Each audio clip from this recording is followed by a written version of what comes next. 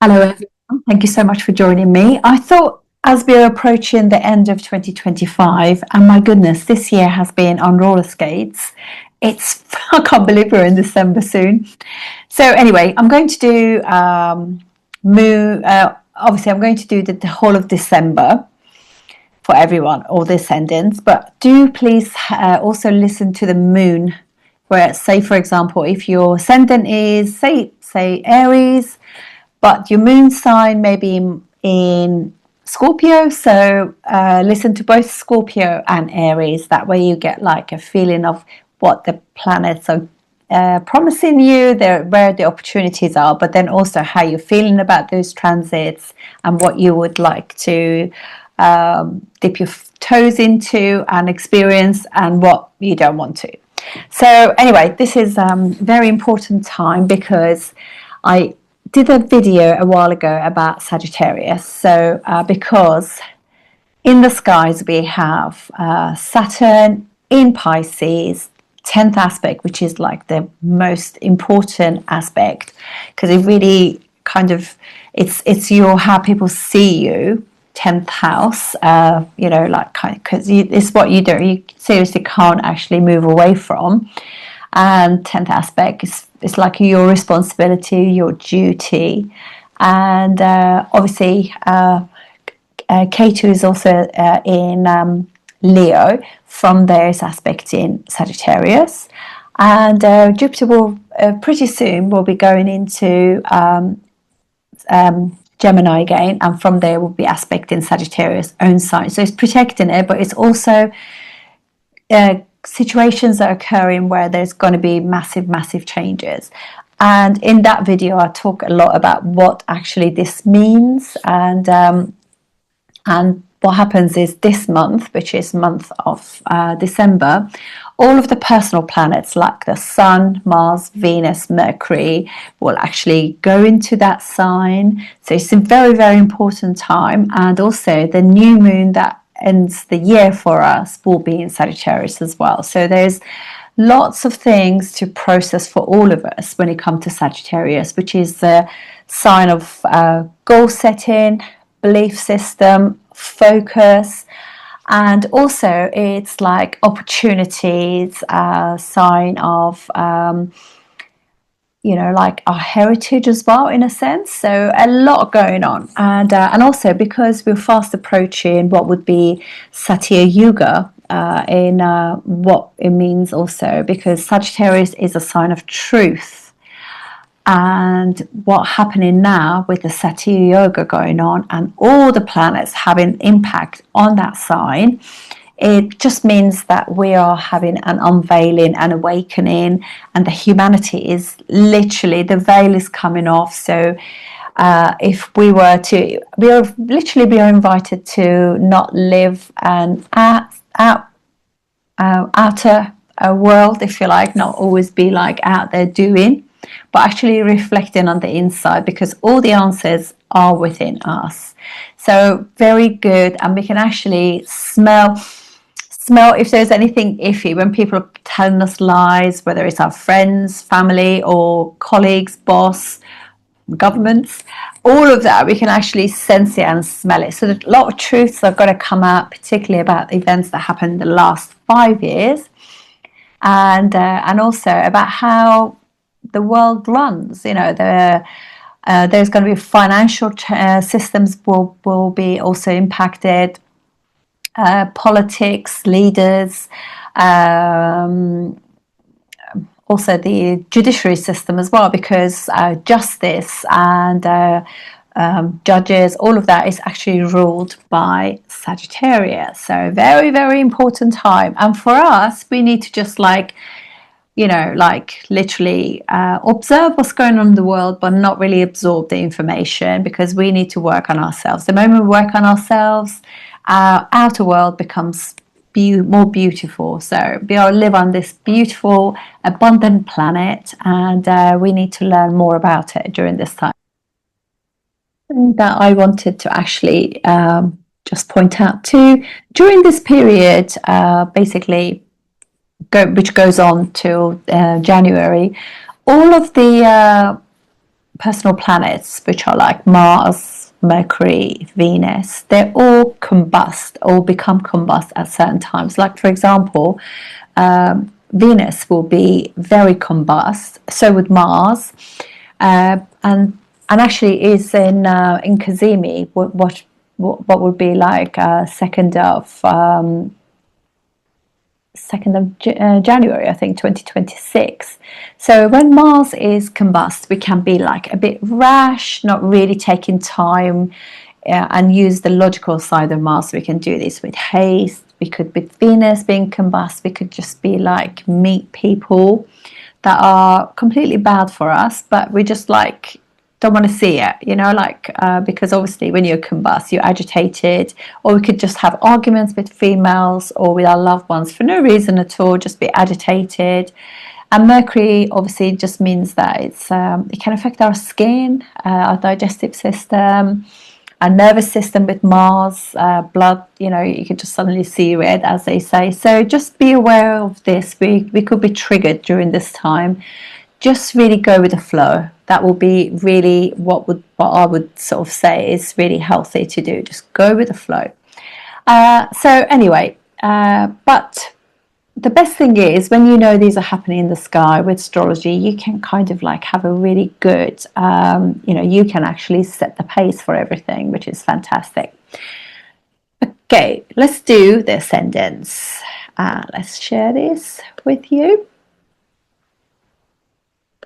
Okay, so allow me please to just actually, this is on the 5th, so I just wanted to say on the 1st of the month, just go back some hours as well. Right, so as you can see, hold a bit. Okay, right, so we have Moon and Ashwini kind of like 1st of December. It could go into the 2nd, depending on where you are. If you want to do your intentions and get the most out of Moon being in Ashwini, please, you know, just make a note in your area. So it's a really good day for intentions. And then we have on the 5th of the month. Okay.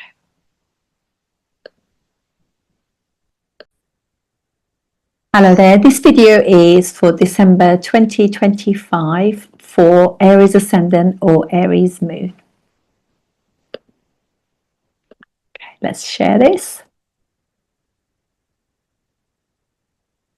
Okay, so bearing in mind that actually we start the month with just one planet, Jupiter, which is retrograde in your 4th house. So 4th house of happiness, and then you got like a exalted or being retrograde planet in your 4th house. It is a lovely time, isn't it? So you're feeling great that you're being at home, just like chilling. You know, like after work, maybe having something to eat, having a shower and just getting your pajamas and just chilling at home. You're just enjoying being with family, being cozy. That's what really this is all about. Your ascendant is in the 8th house. So Mars in the 8th house, which is like, obviously it means like changes, transformational things going on, which is within your psyche. And in there you have Venus and the Sun as well. So for you, Sun rules 5th house of education, children, and also just like partying, having a good time, your assets. And Venus rules for you 2nd and 7th house rulers, so just is in the 8th house. Changes in your relationships. Some people, you know, can be that you are either sort of like finishing a relationship or changing the status of the relationship. Maybe for some people could be like a unexpected child pregnancy. It could also, you know, some changes within, if you have children, maybe they're starting, you know, like they are applying for universities and things like that, so their status is also changing, so as a result making an empty nest syndrome for you in that way. And Mercury, which rules your 3rd and 6th house, is in your 7th house. So Mercury could cause some, you being a little bit, if you are with a partner, just picking at them a little bit more. Mercury can be really a little bit like that, so it can just be aware of not knitting and picking at your partner or other people for like minor little things. Just always correcting how they say something, how they do something. Yeah, Mercury can be a little bit like that. So basically, you also have in your 12th house, you have Jupiter and Moon actually in your 12th house. Moon being your 4th house ruler, so again, chilling, wanting to be like like being at home, just like chilling and having a like restful time. For you, obviously, Saturn rules your 10th and 11th house in the 12th house, so you could be like some of your groups of friends can just be changing anyway in the next year or two while Saturn is still there.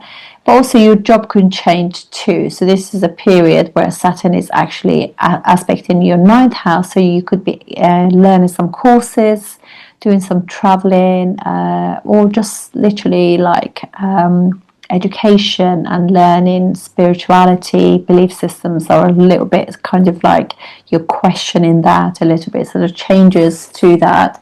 It's also house of father 12, Saturn is aspecting from your 12th house onto your 9th house, so just be aware of your dad and your family as such. Also, obviously, Saturn is aspecting what would be your 2nd house of money as well, so it could just, this is your 11th house ruler aspect in your 2nd house. So you could be that you could be really good for your finances, or you could also be like spending money too. But what Saturn does, because it's a malefic in the 12th house, you could have strange sleeping patterns as well. So be aware of that. Don't overthink it, because that's like can happen in your 12th house. But that's generally what's going on. But it's also really concentrating on you're seeing a bigger picture at work, because of the nature of Pisces. So, and obviously Rahu Ketu is in your 5th house. So at some point, once in a year's time, when the nodes change sign, you would finish some academic thing, or your assets or something like that. And also Rahu being in your 11th house, you could meet some foreign friends who are really, different to what your normal friendship groups are, basically. Okay, so enough of that. Let's get on. So what this month is bringing to you. So we have on the 5th of the month. Oh, did I actually say? Hold on. Sorry. On that day, the 1st of the month, which could also be 1st or 2nd, depending on where you are in the world. Ooh, what did they do there? It could also be just let's go forward. I'm just going to do it with hours. Oh no, just change it. Sorry. So basically, let's just do it. Forget it.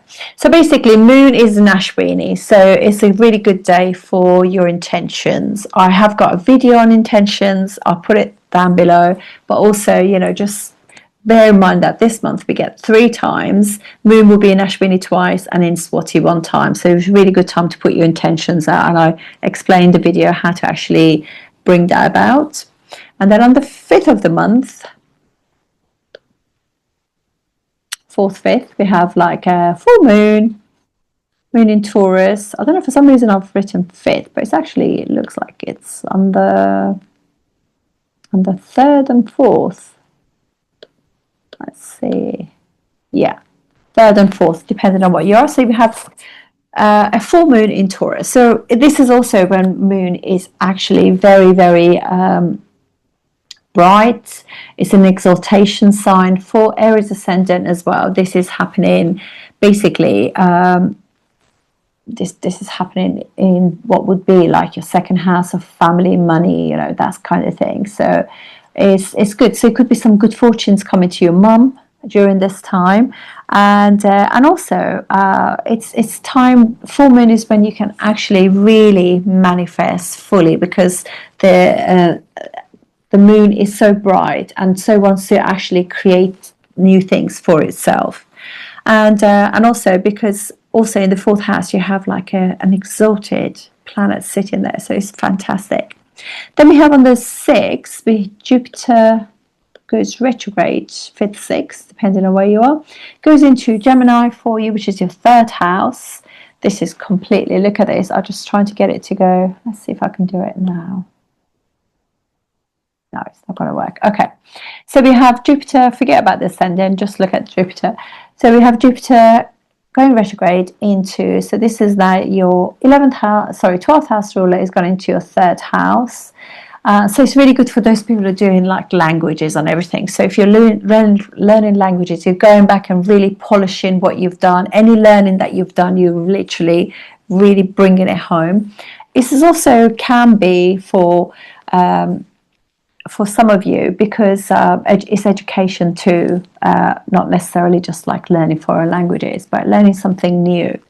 Now Jupiter is there, and it has been, it was in Gemini for a long time now. It's actually retrograding, so anything that you didn't manage to get done in terms of learning, your friends, your siblings, anything that needs, like hobbies and things like that, it's a really good time to just, between now and February when Jupiter is there, just really do what Jupiter is asking you to do, which is like learning skills, using your hands to do things with your friends, with your siblings, so co-workers, and really be engaging. And Jupiter is also rules Sagittarius and Pisces, but it's aspect in Sagittarius. So although there's lots going to be happening in Sagittarius because of the aspect of Saturn on a K2 on a now Jupiter, and all these personal planets will be going into Sagittarius, it's a really good time to just bear that in mind. And also remember that Mercury rules for your 3rd and 6th house. It will be going into Sagittarius soon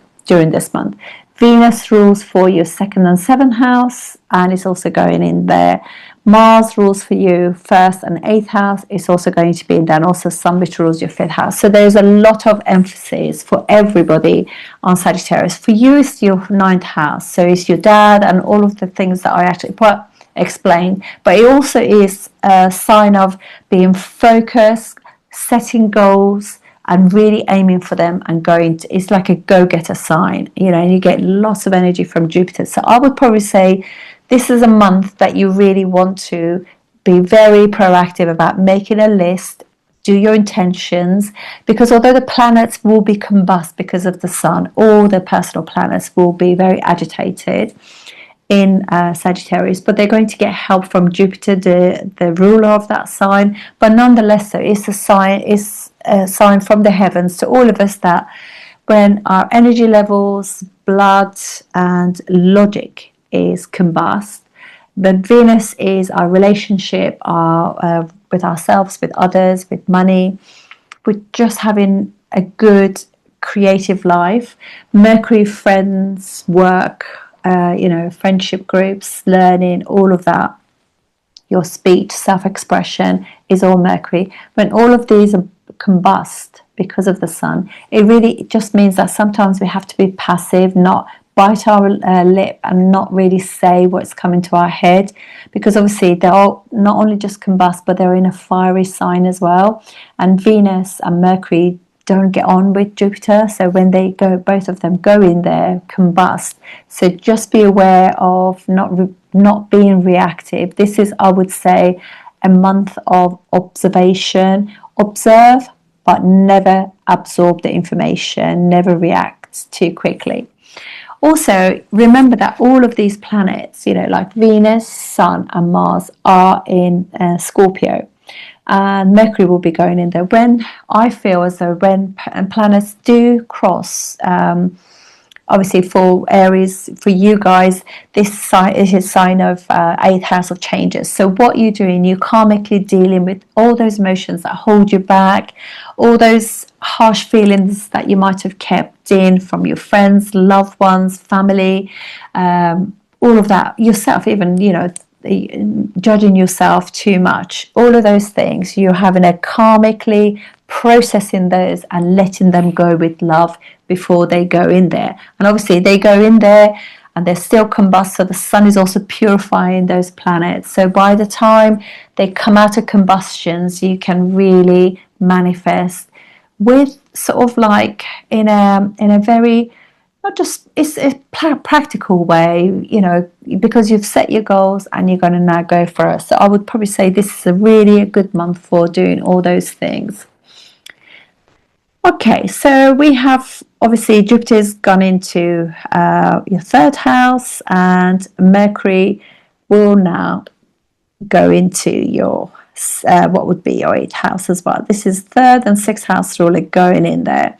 Now it's not a friendly sign, but you know, but it's being helped by Mars being there, even though it's not really. But basically, sixth house ruler going into the eighth house. This is really good because any hard work that you put in, any positivity and research and all that kind of thing that you do in order to help your work, all of that can actually really help you let go of all those feelings that no longer serve you. So let's have a look what happens the next day. Mars on the 7th goes into Sagittarius. So now Mars is there in your 9th house, aspecting Jupiter. Jupiter's calming Mars down, but obviously Mars is still combust because it's very, very close in degrees to the Sun. But yeah, Jupiter is kind of toning it down for you. And from there, Mars is also aspecting what would be Saturn. So it makes you work hard during this period as well. It's to finish things that are lingering, and it's really good to use this energy to do that, finalize and let go of things that you just have not been able to tick. So it's a really good time for you at the end of the year to just go through, declutter, go through your paperwork, anything that you haven't actioned, action them now. And also, obviously, from there is also aspecting what would be your 4th house as well. So changes to your home is also invited. So yeah, it could be that you move house or thinking about moving house, so setting those things in motion. Then I'm going to go to the 15th, 16th. Oh, here we go. Right, let's go to the 15th. Now we got the second time this month we can actually put our intentions out. Moon in Swati. And then Mars and Sun are now conjunct in your 7th house. Sorry, not 7th house, your 9th house. So this is 5th house ruler in the 9th house. So it's a really nice Dana yoga for you.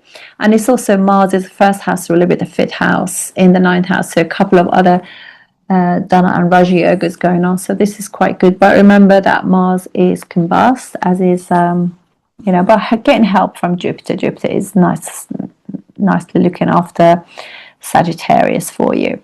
Right, 16th. Now let's go the next day. Okay, so we have Moon is in debilitation sign there for a couple of days. And now we're going to have, right, on the 20th, we have a new moon in Sagittarius, your 9th house. So this is all about what you want to, the truth of things, your goal setting, your focus, your list of things that you want to achieve. So this is like giving you the energy to get to the root of things and sort things out. Mula is literally, not just doing things on the surface. No, you don't start just like cleaning the room. You will get your cupboards out, go through your files, go through your clothes, declutter. This is what really Mula is all about, doing things properly from the bottom up rather than just do the top and the whole thing crumbles. So very good energy there to focus on. Now Venus is also joined, it's there as well. Mercury is on its own in Scorpio. So basically 9th house is full of planets now.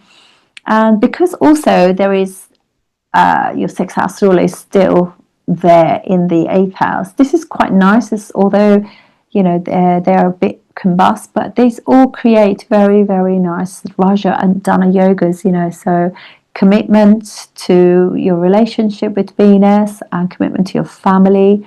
Sun is also like children, academic work, assets, speculations, And Mars is also yourself. Moon is your home, your mum, your emotions. So it's a lot of things going on that you want to work on. Let's go now to, okay, I should have done it in a week, really. Okay, come on. Mercury moves in now. So Mercury comes into your what would be your 9th house, with Mercury's 6th house ruler. So actually spoils anything that was going on with any of your yogas. But what it's giving you is actually saying that how you need to manage your studies, spending time with your family. It could be that your dad is poorly, or maybe your tutor or your guru is not well.